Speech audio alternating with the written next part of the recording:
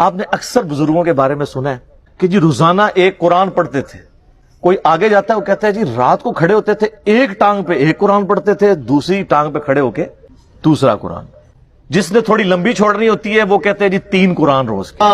کھونٹی گاڑی ہوئی تھی دیوار میں, کچھ بھی سمجھ لیں ہک لگایا ہوا, اس کو پکڑ لیتا اور ایک ٹانگ اٹھا لیتا, بسم اللہ الرحمن الرحیم سورہ فاتحہ سے قرآن پڑھنا شروع کرتا اور اٹھائی ہوئی ٹانگ زمین پر اس وقت رکھتا تھا جب پورا قرآن ختم کر لیتا تھا. اس لیے کہ حضور آپ کے مجاہدوں کی ابتدا کیا تھی؟ آپ نے فرمایا میرے مجاہدوں کی ابتدا یہ تھی کہ ابتدا میں ہر رات ایک پاؤں پہ کھڑا ہو کر ایک قرآن کریم تلاوت کیا کرتا تھا. 8 قرآن والا ورژن بھی ہے سر. فضائل اعمال اٹھائیں, یہ میں یعنی کوئی زبانی کلامی باتیں نہیں کر رہا ہوں, یہ وہ ٹیکسٹ بک ہے جس کے بارے میں دعویٰ کیا جاتا ہے قرآن کے بعد سب سے زیادہ دنیا میں پڑھی جانے والی کتاب ہے فضائل اعمال. تو یہ فضائل اعمال میں لکھا ہوا ہے میرے بھائی کہ ایک بزرگ تھے روزانہ ایک قرآن پڑھتے تھے, ایک اور بزرگ کا لکھا ساتھ کہ وہ 3 قرآن روزانہ پڑھتے تھے. پھر آگے یہ کہتے ہیں 8 قرآن بھی روزانہ پڑھتے تھے.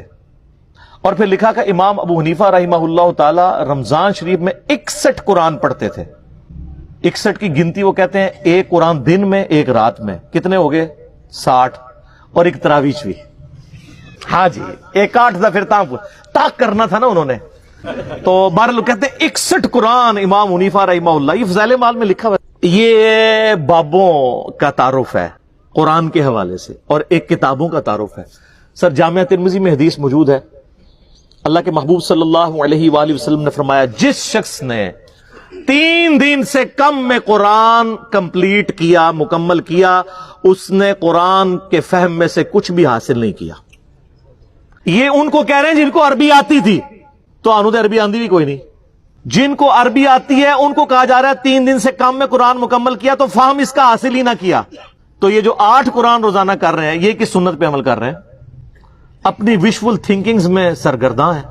اور اس سے بھی مزے کی بات صحیح مسلم میں حدیث ہے, نبی علیہ السلام نے صحابہ کرام سے فرمایا, یہ حدیث بخاری میں بھی ہے لیکن مسلم میں ڈیٹیل ہے, بخاری مسلم دونوں میں ہے, کہ بھلا بتاؤ تم میں سے کسی شخص کی استطاعت ہے کہ وہ ایک رات میں 1/3 قرآن پڑھ لے, یعنی 10 پارے.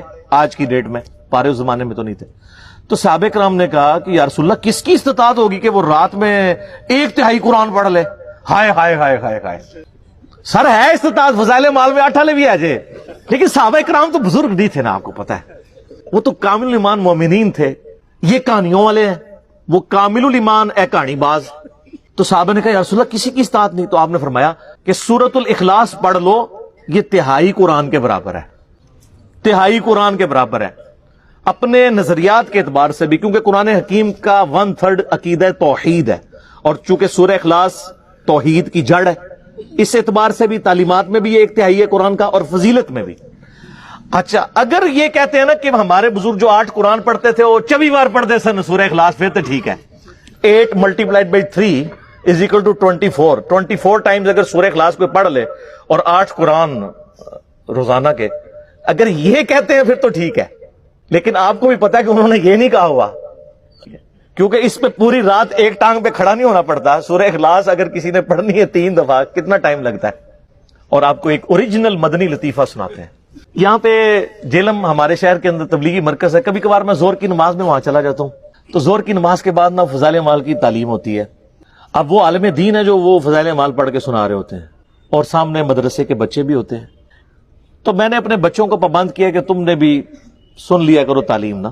اب میرا ایک بچہ ماشاءاللہ 10 سال کا ہے اور ایک آلموسٹ 11 سال کا. تو یہ میں 5-6 مہینے پہلے کی بات کر رہا ہوں. تو ہم درس سن رہے نا, تو یہی والا جناب وہ فضائل قرآن والا آ گیا جی, ایک بزرگ 3 قرآن روزانہ, ایک 8 قرآن, اور یہ 61 قرآن. اب میں جب بیٹھا ہوا درس سن رہا نا تو میں بچوں کی طرف دیکھ رہا, میں نے کہا کہ یہ بھی وہی تو نہیں سوچ رہے جو میں سوچ رہا ہوں.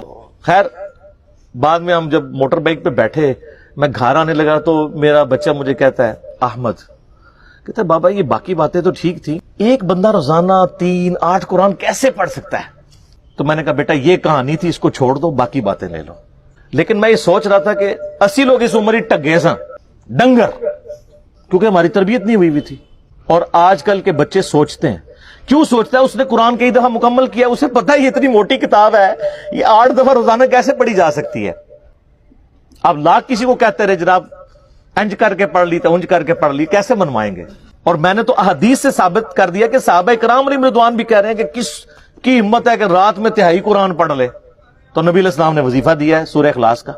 تو ہم تو یعنی یہ ساری مثالیں آپ کے سامنے اس لیے رکھتے ہیں کہ آپ کم از کم مرنے سے پہلے اے مسلمان کر لے اس پہ غور، کتابوں کا خدا اور ہے، بابوں کا خدا اور۔